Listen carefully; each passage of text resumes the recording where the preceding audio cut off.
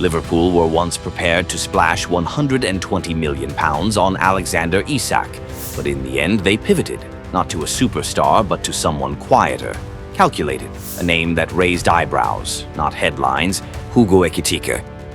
Today, the gates of Anfield are wide open for a striker once cast aside by Paris Saint-Germain, but who has now reinvented himself at Eintracht Frankfurt, emerging as one of the hottest names in European football. At first, not everyone was on board. The moment Liverpool's interest in Ekitike surfaced, fans were quick to react.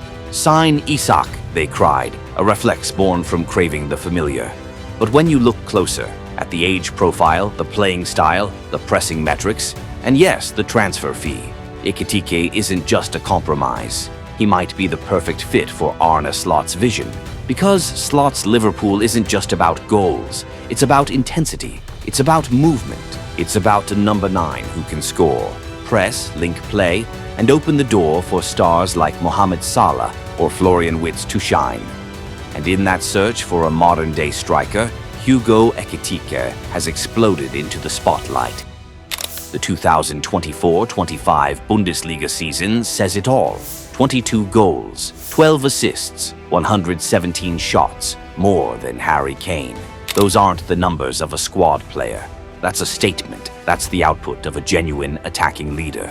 What makes Ekitike's rise even more compelling is the context. For many, he was written off, a PSG flop, dismissed too soon. But in Frankfurt, fans saw something else, untapped potential.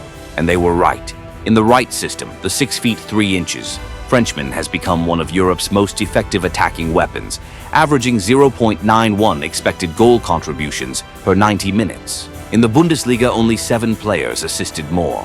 Only 6 scored more. This isn't hype, it's production. From a tactical perspective, Ekitike feels almost tailor-made for Slot's Liverpool. Frankfurt led the Bundesliga in goals from fast breaks. Liverpool, they went even further, 14 counter-attack goals, the most in Europe. And here's a staggering stat. Among all players in Europe's top 5 leagues last season, only 3 took more shots after carrying the ball themselves than Ekitike, Lamine Yamal, Kylian Mbappe, and Mason Greenwood. That's the company he's keeping. Still think he's a backup plan? Let's talk pressing. Ekitike averages 15.3 high presses per 90 minutes, per Opta, more than anyone at Frankfurt. He leads the line with intensity, energy, and purpose. So, the question writes itself. If Liverpool already have a striker who fits their philosophy, leads the press, links play, scores goals, and won't cost £120 million, why would they need Isak? Maybe Hugo Ekitike was never the plan B. Maybe, just maybe, he was the smartest move from the very start. If anyone still thinks Hugo Ekitike is just a cast-off from PSG, they've got it all wrong. His journey isn't one of failure. It's a story of detours, of ambition, of defiance. And at every turn, he's left a mark that says one thing loud and clear: I was never meant to be ordinary. Back at Stade de Reims, Ekitike wasn't even plan B. He was 4th choice, so far down the pecking order that he had to go on loan to Denmark's Vejle Bold Club, one of those places where forgotten names go to disappear. But Ekitike, he chose to believe. That trip changed everything. Adolfo Sormani, the coach who worked with him at Vejle, once told Sky Sports, he came to Denmark without even a single League One goal to his name. But what shocked me was his technique. He's 6 feet 3, but he's quick, skillful, and sharp. He could lead the line, link play, dribble past defenders. For the first time, he started using his body as a weapon. And for the first time, he looked like a real professional. 1 year later, that kid from Vejle returned to France, not as a backup, but as the main man. Ekitike exploded in the 2021-22 season with Reims, scoring 10 goals and contributing to 13 in total. He won 4 of the club's 9 Player of the Month awards. His rise was so rapid, manager Oscar Garcia had to rip up the development plan they'd made for him. We originally told Hugo to aim for the level of 2 decent League One strikers at the time, Garcia recalled. But just months later, he came back and said, I don't want to be like them. I want to reach Mbappe's level. It sounded arrogant to some, but really, he just thinks big. Then came PSG. The dream move, the wrong timing. With Messi, Neymar, and Mbappe still ruling Paris, Ekitike barely had a look in. In his first season, he made 32 appearances, most of them off the bench. In his second, he played just 8 minutes in the opening match, then disappeared completely. But that didn't break him. It only fueled him.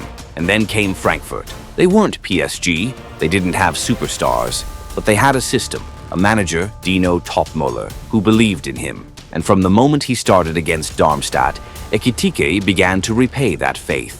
4 goals, 1 assist in the final 5 Bundesliga matches, a spark. By season's end, he wasn't just a bright spot, he was the engine behind Frankfurt's charge to a top 3 finish and a long-awaited Champions League return after 13 years.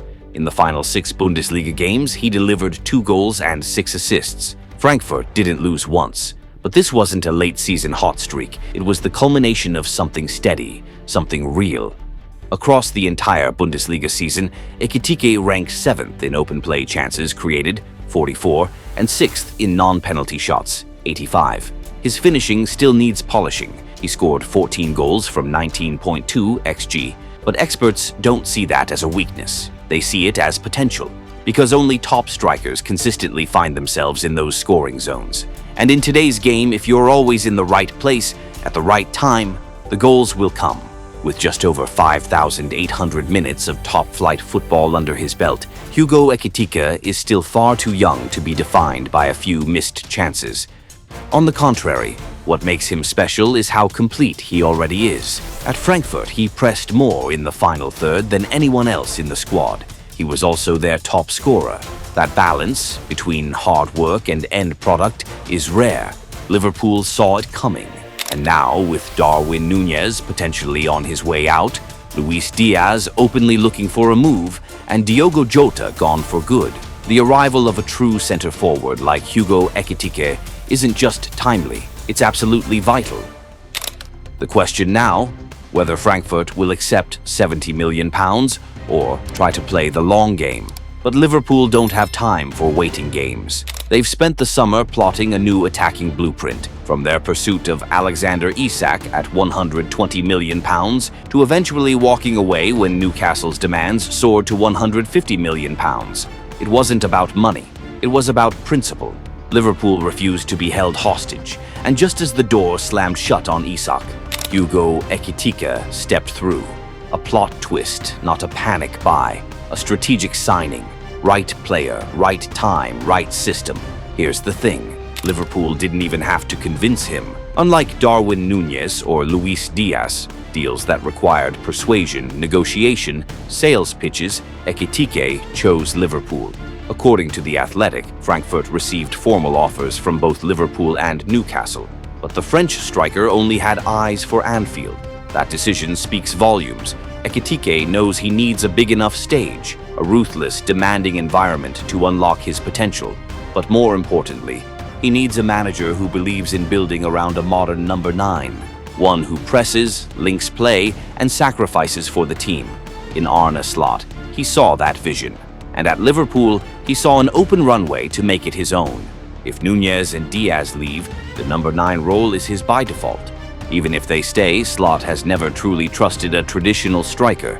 Just look at his time playing Cody Gakpo through the middle. This is a manager still searching for his version of the perfect forward, and Ekitike fits that mold. Unlike the high-profile signings of past regimes, this feels like the beginning of a new chapter, one where Liverpool isn't defined by Jurgen Klopp's signature gegenpressing, but by a more controlled, flexible form of football, without sacrificing explosiveness in transition. And Ekitike, he embodies both. According to Opta analyst, his style matches Alexander Isak's by 84%. But here's the kicker. He's 2 years younger, nearly £50 million cheaper, and arguably has even more room to grow. Surrounded by Florian Wirtz, Mohamed Salah, Cody Gakpo, and fullbacks like Jeremy Frimpong and Milos Kerkez, Ekitike's pace and movement will be unleashed like never before. While other Premier League clubs continue to chase headline-grabbing signings for commercial impact, Liverpool are going a different route. They're building around a name the media hasn't overhyped, but one who could become the centerpiece of a new footballing identity. For Slot, Ekitike isn't just a striker. He's the final puzzle piece, the last note in a new symphony. And maybe, just maybe, Like Roberto Firmino before him, Ekitike's legacy at Anfield won't be built on how famous he was when he arrived, but on how perfectly he fit. Only this time, the world is watching before he even pulls on the red shirt. Because this isn't just about signing a number 9. This is Liverpool sending a message to all of Europe. The new era has begun.